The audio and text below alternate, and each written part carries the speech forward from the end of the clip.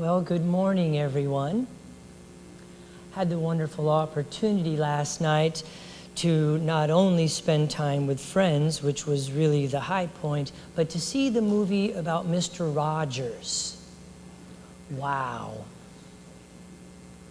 At one point in the movie, he has this bright face and he's glowing and he's looking at the camera and he's like, "You want to know what a minute feels like?" And he sets a kitchen timer to 1 minute and we sit for 1 minute. And I could just feel the joy. It was such an amazing moment, especially in contrast to some of the things that I experience on television and the movies these days. It reminds me of Suzuki Roshi when he talks about beginner's mind, or even in the Christian tradition when they talk about to enter the kingdom of heaven, you must come as a child. So that incredible playful curiosity was really heart-opening. So my talk today is Prone to Hyperbole, or should I say the talk that came through me is called Prone to Hyperbole. So for much of my life, I've been prone to hyperbole. So one fish would become 3 or 4, or one fish.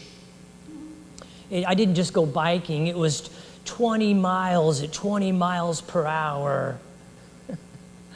My friends would say, "Oh, it's just the Irish in him coming out." That ability to embellish and tell a story. But the truth, hidden there between the lines and underneath it all, was a subtle belief that whatever it was I did wasn't enough. Somehow needed to be more. Underneath that was a belief that I'm not enough, that I needed to somehow be more. When we were younger, our need for our parents' love, affection, attention, protection led us to develop deep instincts about what got us that attention, protection, or acceptance. Or, on the reverse side of it, possibly we developed a deep instinct as to what protected us from anger, punishment, rage, and violence. If you knew for sure that you would get spanked for telling the truth, then it made sense to begin telling lies to protect yourself. If you were teased or called a crybaby for being upset, then you may have donned a mask of happiness and cheerfulness. It wasn't really true. These survival strategies may have become lifelong habits. So for me, growing up with an absent father and an alcoholic mother, little Victor could not understand why his parents were not there for him. He began to believe that it was that he was unworthy, that he somehow was driving them away. So therefore, the need to embellish, to be more, that conditioned pattern of behavior, that survival instinct got installed in me at a very young age. The Buddha taught that you are part of a greater whole, the one unifying energy that lies beyond your thoughts, emotions, and conditioned patterns of behavior. So as we open to the truth, we peel away the layers of conditioning, revealing more and more our true nature. Opening to truth means questioning all the conditioned beliefs, all the conditioned patterns of behavior, all these things that have been superimposed upon your true self, your Buddha nature. And as we peel these away and begin to realize our true nature, we also incorporate the practice of new behaviors. So when you feel that you are being disloyal or offending the powers that be, ask, is this fear grounded in the present, or is this fear based on a past pattern of behaviors? Am I pretending to be happy when I'm really angry and upset, simply because my parents punished me for being angry? What would happen now if I let someone see my frustration and hurt? Is it really so dangerous in this situation? Am I really inviting in the government as I hook up my little Amazon Echo? Can you guys hear me? Or is this a reaction to an old hurt, an old wound? Opening to truth begins by understanding our motivations behind reactions to various situations. This requires a fearless look at ourselves. Okay, spiritual warriors, break out the spear and helmet. It's time to ask yourself, did I say that to actually make him or her feel guilty? Did I hold back my feelings of frustration simply so she would not get upset at me and perhaps leave? I remember a time as a child where when my father was home, he would take me to go horseback riding on Saturday mornings sometimes. We did this for many years. As I got older, one particular Saturday came around, I didn't really feel like going riding. So I said, I don't think I feel like going riding today. This hurt my father's feelings. And even more so, really enraged my mother. As years have passed and I have investigated this and had conversations with my mother, my father was the security and the income for the family. For me to anger or upset or enrage him threatened the income and the security of the family, her security and income. So her reaction was tenfold. What did the little boy learn? Don't ever speak what you're feeling.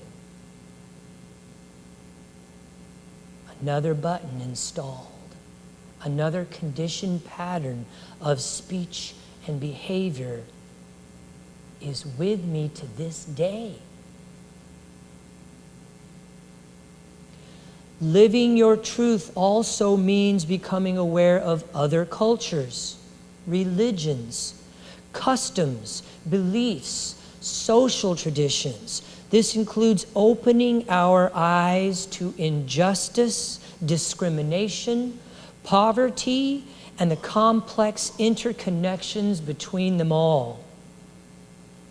In our Buddhist practice, we learn not to seek happiness.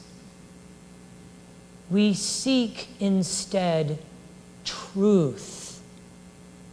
Happiness blossoms from that. As truth students, we learn that the first level of truth is telling the truth and simply stating the facts. Dating myself, the television show Dragnet. Just the facts, ma'am. we simply state the facts, adding nothing, subtracting nothing, no distortion. This brings acceptance into our consciousness. Acceptance of not only things exactly as they are, but ourselves exactly as we are. The second level of living in truth is telling the truth about our inner experience. This brings to us clarity of feelings and a deeper awareness of body, speech, and mind. The third level of knowing our truth is exploring our motivation. This is where the spiritual warrior comes in. Taking the one seat, sitting on the cushion and investigating our motivation behind speech, behind behaviors. It happened again last night.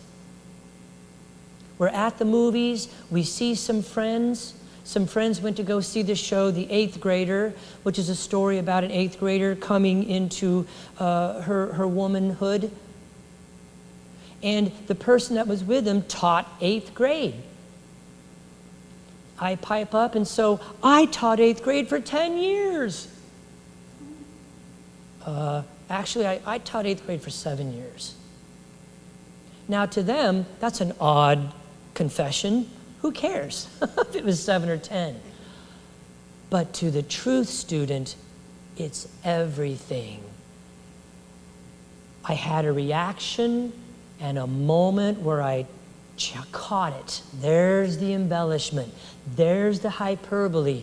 There is the deep-seated, subtle belief that somehow 7 years of teaching eighth grade wasn't enough. No, it had to be 10. It's those little moments of awareness. That is our practice. That is a huge moment of rejoicing. Especially when I consider all my life I have spent completely unaware of those embellishments. And I want to also point out, just as important, in fact, if not more, is the other side of that embellishment, which my friend Maka tells me is litotes, not hyperbole, but litotes. Squashing the story, minimizing the story. Oh, it wasn't anything. Oh, there were so many other people that helped out. I didn't really do that much. Deflection. It's the same thing. When we investigate what's behind that, we peel away the layers of conditioning to find our truth. Who we really are. Which brings me to the fourth level of living in truth, which is learning to separate the past from the present.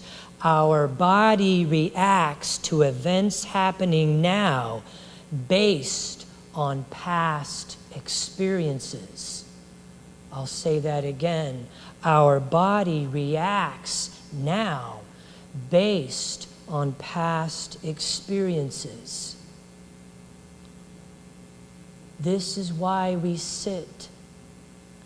This is why we are open and investigative. This is why we bring a childlike curiosity into our practice. I wonder why I said that. That's funny. I reached out and I patted him on the back when he told me he lost his dog this week. Why did I do that? Mindfulness. Obviously, in that moment, you might not investigate because you're interacting with someone. But that evening, when you take the seat and you spend time in meditation and reflection, why did I touch him on the shoulder? What was that all about? And as you investigate, you notice that it was more about your discomfort than it was about his grieving. This is truth. When we peel away the layers of conditioned patterns of speech, conditioned patterns of behavior, we come to our truth in the moment. When we do this, and we investigate the reactions to find out what's really going on, we ask, what meaning did I bring to this moment, to this situation? Like the old saying, we don't see the world as it is, we see the world as we are. A good starting place to learn to decipher your truth is to imagine an energy or a brightness meter within you, your core star. And it goes from 1 or low, dim, to 10 or high or very, very bright. Notice which people, which situations lead to feeling bright, to feeling energized, uplifted, and nurtured. And notice what leads you to feeling drained, dim, or not so energized, empty. Then take the leap and begin moving towards that which nurtures and sparks you, helps bring you towards your aliveness and your power. Most of all, remember that by living a truth-centered life, you will move from fear and anxiety and regret to a life filled with amazement, curiosity, and joy. The pace will slow. Simple things will become great joys. The body will finally relax. And as you step beyond your conditioned old self and into the stream of life, you become a source of inner peace, happiness, and light. So take time this week to notice